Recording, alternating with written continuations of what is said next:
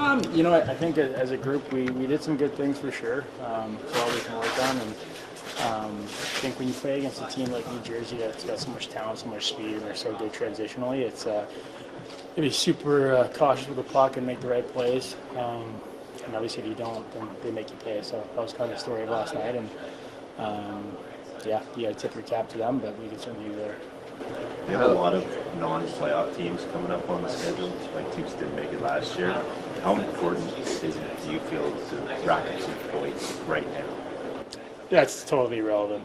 Every team is hard to beat in this league, and anyone can beat anyone on any given night, and that's the approach you got to have. So we'll just not look too far ahead here. Take it game by game. When you're out there with Austin and Matthew, what's the key to generating more offensive time? Yeah, I think probably just staying a little bit tighter. Obviously, when you have two guys on, whoever the two are on the puck, you're trying to win those battles, and then that third guy just got to stay a little bit tighter. So there's a couple instances there where you maybe even like half a foot off, and then that's the difference between keeping the puck in versus tracking back the other way. It's such a small detail, but it goes a long way to having that sustained pressure in zone. So certainly something we can focus on. You're a veteran in the league, like 7 games in. What's the sense of urgency, or what should be the sense of urgency at this moment for this team? Yeah, every game is every single day really gets harder and harder as the season goes on. So that's not going to change. We're just going to keep working away, keep chipping away. I mean, sometimes teams go through little lulls here and there, and obviously we're hitting that a little earlier on in the year, and got to work through it. It's a great test for our group, and hitting adversity early on. We see some guys that are new here, and got to find a way to all of us gel together and make it work. So we're looking forward to the challenge here. You've been a new guy on a bunch of times. Like, how long do you find it takes to find a time to get in a rhythm with a new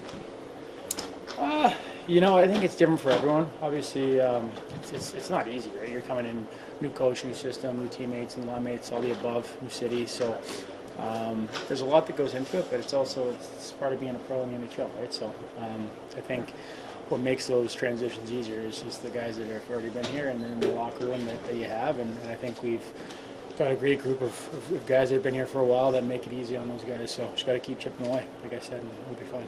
Canada's such a warrior. He rarely stays down. Like, kind of what goes through your mind when he gets hurt last night? Yeah, not to lie. I'm not going to lie with you. It's always, when he stays down, it's definitely scary because I've never played with a guy as tough as Chris Tanev. So it's not a good feeling as a group when you see a guy like that go down, but he seems to be doing well, and tough as nails, huge part of our team, so hopefully he's doing all right. What does he mean? How would you sum it up when he makes his through? Man, it's such a loaded question, but you see what he does on the PK. He's a guy that leads by example. The way he plays is how you want everyone to play, right? So he'll drag guys into the war with him without even having to say a word, just by going on and playing a shift. So he's a huge part of our group, and we're very lucky to have him. You and Easton, the last two guys on the ice there. What do you like about kind of hanging out with him?